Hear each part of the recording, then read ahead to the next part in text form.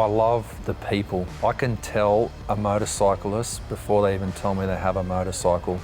For me, a motorcycle is expected to get rained on. They're just good people that are flexible and easy, and people that own motorbikes or ride them, they just want to get out the open one day, no phones, no nothing, and have time to themselves. They're balanced people 99% of the time. My first job was 16, motorcycle apprenticeship, working in a synonymous race shop that was supporting Superbike, and it was an engineering shop and it had been established for 30 years, Northcott Motorcycles. So we were learning to grind cams. As an apprentice, I was learning to grind cams, bore engines, machine cylinder heads, it was all there for me. It was good to be around those people, all Superbike engine builders and drag racers, and learn engineering and learn how to build fast motors. When you got your bike licence, and how'd that all happen, and what was your first bike on the road? The first bike I owned was an XR100, and I wish I could have one of them back. The first racing bikes was CRs. It was always Hondas for me, 87 models, and then CRs all the way, Honda CR motocross bikes up to the 90s when I switched to Suzuki's. 91 model Suzuki 125, what a beautiful looking bike it was in its time. So yeah, I love Suzuki still.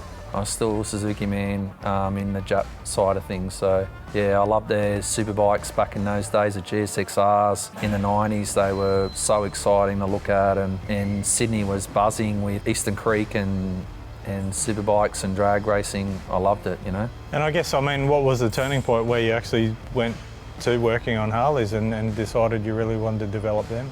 I went to work at Fraser Motorcycles, awesome shop in the day, and they were the Harley importers. I rode a brand new Harley, put a camshaft in it, and I've gone, this is cool. You're 20, trying to be looking cool. Well, Harley fitted that, didn't they, So it was really cool. With that sort of stuff too, and that era of bikes, obviously things have progressed now. What was the first big sort of lot of modifications you did to a bike, not just the generic stuff where you really put the Adam Layton touch on it? Well, I built one of the first, I call it modern day choppers. So from 2000, when it was all colour, well, it hadn't started yet, and I'd just seen a bit of it going on with R&S in America. I dragged a painter out that hadn't painted for about 20 years, Joe Webb, who's one of the best airbrushers in the country. And I said, I want to build a chopper. I'm going to modify a bike, heavily frame, make a tank, put big wheels on it that are bigger than anything at the time, which was 250 wide or 8.5-inch rims. It had to be supercharged, so I supercharged it, roots blower, big chrome, big wheels. You'd pull up to a pub in 2000 or 2002 somewhere, the whole pub would just walk out because they'd never seen anything like that, you know what I mean? Let's talk about this bike right here. This is the one we've sort of got right next to you. This is a full custom build. What is it? What have you done to it? And how long did it take to build, and what's it worth? This bike, it's a special story. In 2010, after my son passed away with cancer, a friend of mine asked me to build the most amazing bagger, not glitzy and paint colours. The paint, it's got a silver fleck in it you can't see until you put it out in the sun. And BMW brought a car out like that in 2011. Basically, I wanted to build a bike that complemented the Road King or the Harley, but enhanced it, not changed it crazy to get away from its look, exception of the supercharger and things like that. It's a Pro Charger bike I built. It took me about 3 months. It was the first build back after my son Chad passed away. The guy I built it with got amazing vision and got me going back into bikes again with this bike. It's got $10,000 worth of first grade croc skin on it, and the bags, I made those bags. They're out of steel. They are leather on the outside. I didn't want the bags all sloppy and things like that. The bars I made to fit Mark's perfect position. The front end took me over a month, I think, of time. The guard, the shocks, it's all handmade. All this is handmade.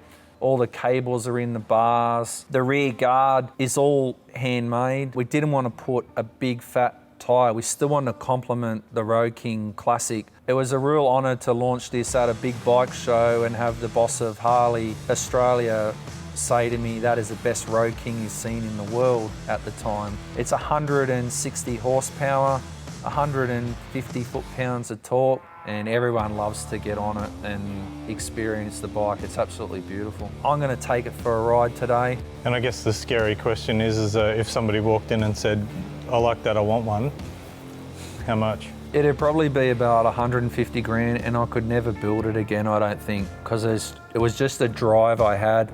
I'm not driven by money, I'm driven by what I want to do and who I'm working with. You know, you mentioned the guys from Harley Love, but what other sort of media has this bike had? Has it been in magazines and so forth? It's in brochures all over the world for Vance and Hines, Pro Charger, Harley.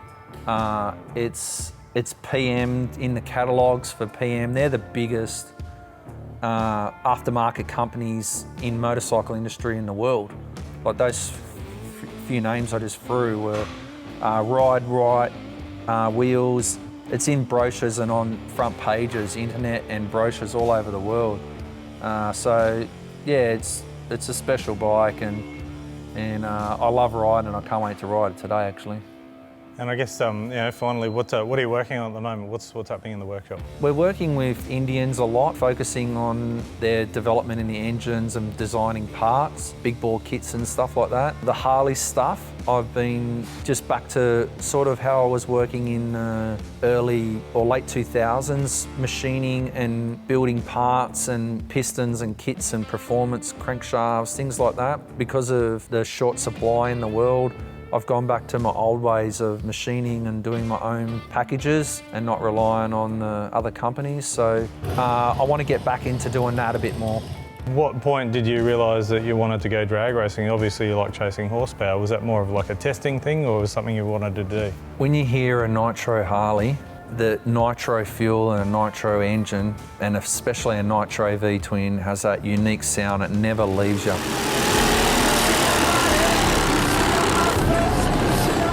You can be standing 4 metres away, 5 metres from the bike, and the percussion of the exhaust and the power will shake your chest.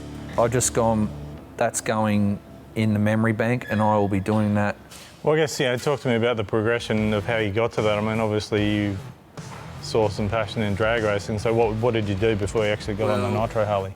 I'm the first person in the world to go straight into nitro racing and not do anything else. Acceleration that they have, the stats are incredible and exceed anything. Truth be known, I owned a V-Rod Destroyer, which is a Harley drag bike, which I thought Harley did a really good thing with that. I rode it once at a bike night, did a 9-second pass, that was cool. And then I've gone, right, I told my wife Julie, I'm looking for a top fuel bike. I'm 99% completed that I've done a lot in motorbikes, and if I can break this world record and put a Harley into a 5-second zone, I'll be the first in the world, and I'm the closest and best chance at doing it with this bike.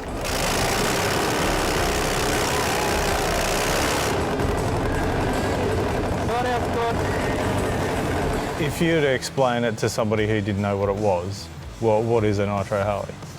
A Nitro Harley, once you add nitro to an engine, we're talking about a fuel that's 4 times more explosive than TNT. We're talking of a 2,000 horsepower motorbike, 145 to 50 Ks in 1 second, and 4.8 Gs of force on the line. It takes your body to another level. It's scary what it puts you through. It scares me every time, but scary respect, not scared, but respect for this bike, because I'm wearing a bulletproof vest, I'm laying over an engine that could potentially explode and hurt me, and a throttle that I just have to hit and whack as hard as I can and hold on as tight as I can.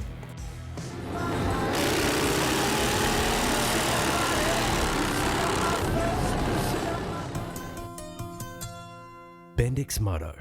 Ride with confidence.